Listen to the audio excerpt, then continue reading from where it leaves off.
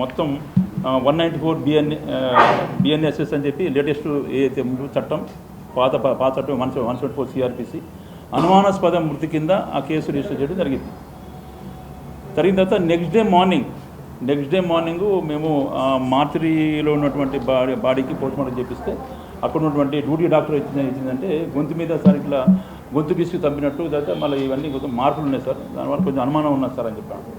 మేము అదే చెప్పినాం ఏంటంటే మేము ఆల్రెడీ మీకు కేసు చేయడం కూడా మేము 174 సిఆర్పిసి చేసినాం కాబట్టి పాత సెక్షన్ ప్రకారం అంటే 194 బిఎన్ఎస్ ప్రకారం మేము సెక్షన్ చేసినాం కాబట్టి అనుమానాస్పదంగా మేము చేసినాం కాబట్టి సార్ మీరు ఏది ఇస్తే దాని ప్రకారం మేము సెక్షన్ ఆర్డర్ చేస్తాం అని చెప్పంటే డాక్టర్ క్లియర్ కట్గా అది సార్ ఇది మాత్రం సహజ మరణం కాదు అసహజ మరణం అని ఇచ్చినాడు.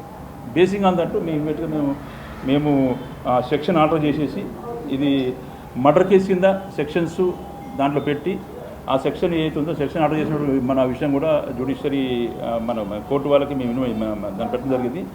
ఈ 194 బిఎన్ఎస్ఎస్ సెక్షన్ నుంచి 103, 238, 249 డెడ్ విత్ 3+5 బిఎన్ఎస్ చాదగఢ్ పొజిషన్ మన పొజిషన్లో సెక్షన్ మనం యాడ్ చేసేసి దానికి పెట్టడం జరిగింది. అంటే 103 అంటే మన పాత చట్టాల ప్రకారము మర్డర్ కేసు స్టేట్ అవి 302 కింద వస్తుంది కాబట్టి ఆ సెక్షన్ ఆర్డర్ చేసినాం. ఇమీడియట్గా ఏంటంటే ఇక్కడ మనం ఉన్నటువంటి వాళ్ళ హస్బెండ్ ఎవరైతే చనిపోయిందో వాళ్ళ హస్బెండ్ వినయ్ని ప్లస్ మళ్ళీ వాళ్ళ హస్బెండ్ వాళ్ళ అక్క సరిత అని చెప్పి తుమ్మలపల్లి సరిత, దాంతోపాటు వాళ్ళ హస్బెండ్ ఎవరైతే చనిపోయిందో వాళ్ళ హస్బెండ్ వాళ్ళ అన్న కొడుకు నిహాల్ ఎలియాస్ బిట్టు వాళ్ళ ముగ్గురు కూడా విచారణ నిమిత్తం వాళ్ళని కస్టడీ తీసుకోవడం జరిగింది.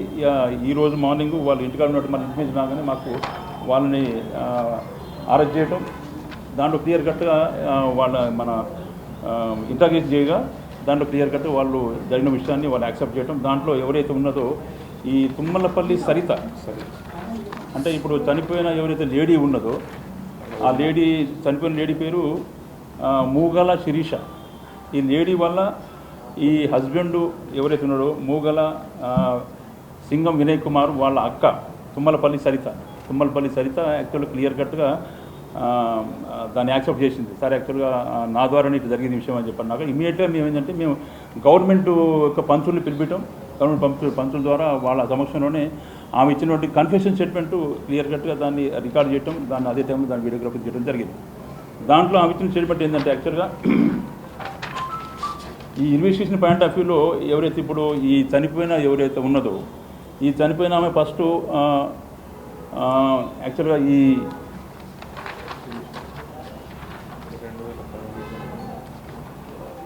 సరిత ఎవరైతే చంపిందో ఈ సరిత అనే మన కేసు ప్రకారం A1 ఈ సరిత ఫస్ట్ సన్రైజ్ హాస్పిటల్లో పనిచేస్తున్నప్పుడు ఈమె పరిచయం అయింది. చనిపోయిన ఎవరైతే శిరీష ఉందో శిరీష పరిచయం అయిన తర్వాత ఈ శిరీష ఆ బ్యాక్గ్రౌండ్ అని తెలుసుకునే శిరీష ఏం చెప్తుంటే నాకు ఎవరు లేరు, నాకు అనాథ ఉన్న చెప్పడం వల్ల యాక్చువల్గా శిరీష కూడా హాస్పిటల్ పనిచేస్తుంది కాబట్టి అదే సన్రైజ్ హాస్పిటల్లో ఎవరైతే ఇప్పుడు శిరీష వాళ్ళ హస్బెండ్ వినయ్ కూడా అక్కడ మార్కెటింగ్ దాంట్లో పనిచేస్తున్నప్పుడు సరే మా తమ్ముడు ఉన్నాడు, మా తమ్ముడిని మ్యారేజ్ చేసుకుంటామని చెప్పిన తర్వాత ఆమె కొంచెం రోజు టైం తీసుకొని తర్వాత ఆ మ్యారేజ్కి ఆమె యాక్సెప్ట్ చేయడం జరిగింది.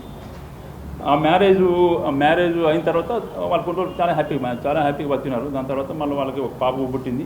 ఆ పాప తను నడుస్తున్నప్పుడు ఈ ప్రాసెస్లో భాగంగా ఆమె అక్కడి నుంచి ఈ హిమాయత్లో ఉన్నటువంటి సన్రైజ్ హాస్పిటల్లోంచి ఆమె విత్డ్రా అయింది. ఎవరైతే చనిపోయిన శిరీష అంటే అక్కడి నుంచి ఆ పోస్ట్కి రిజైన్ చేసి మళ్ళీ కొన్ని రోజులు ఖాళీ ఉన్న తర్వాత మళ్ళీ బ్రీసిల్ కోన్ హాస్పిటల్ కాచిగూడ హాస్పిటల్లో ఆమె జాయిన్ కావడం జరిగింది. ఎందుకంటే ఈమె బేసికల్గా షీజ్ నర్స్ ట్రైనింగ్ చేసింది. ఆమె నర్స్ ట్రైనింగ్ చేయడం వల్ల హాస్పిటల్లోనే పనిచేసే అవకాశం ఉన్నది కాబట్టి ఈమె హాస్పిటల్లోనే మన అదే వృత్తి కొనసాగిస్తూ దాంట్లో బ్రిసిల్ కోన్ హాస్పిటల్ కాచిగూడలో కొన్ని రోజులు మళ్ళీ అక్కడ అడ్మిట్ అయింది.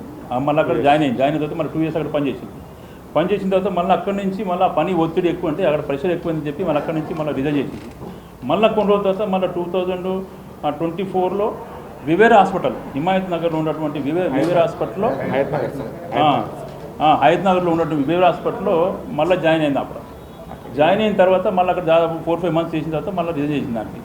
అయితే ఇప్పుడు ఎవరైతే ఈ సరిత ఉన్నదో ఎవరైతే ఇప్పుడు ఈ అమ్మాయిని ఇప్పుడు చంపిందో ఈ సరిత ఏమంటుందంటే అదే విషయంలో ఇద్దరి మధ్య రప్చర్ అయింది. ఇప్పుడు 1/3/2025 నైట్ 23:40 నైట్ 23:40 అవర్స్లో ఈ A1 ఎవరైతే సరితకాను ఈ చనిపోయిన లేడీకి అక్కడ రప్చర్ అయింది. రప్చర్ ఎందుకు ఏంటంటే నువ్వు మాటికి నువ్వు అక్కడ జాబ్ చేస్తావు ఇక్కడ జాబ్ చేస్తావు నేను రిజైన్ చేస్తాను, మరి ఏంది కారణం ఏంది అంటే నీకు ఒక స్టెబిలిటీ ఉండదా అని చెప్పని అన్నప్పుడు ఆ మాట మీద ఇద్దరి మధ్యన బాగా రప్చర్ అయింది. రప్చర్ అయినప్పుడు నీ చరిత్ర నాకు తెలుసు అని చెప్పనగానే ఆమె అంటుంది నీ చరిత్ర నాకు తెలుసు, నీ బ్యాక్గ్రౌండ్ మొత్తం నాకు తెలుసు అని చెప్పి ఎవరైతే చనిపోయిన అమ్మాయి ఎవరైతే చంపిందో సరిత మీ హస్బెండ్ ఇక్కడ లేడు, అంటే ఈ సరిత వాళ్ళ హస్బెండ్ ఒమాన్లో ఉంటాడు.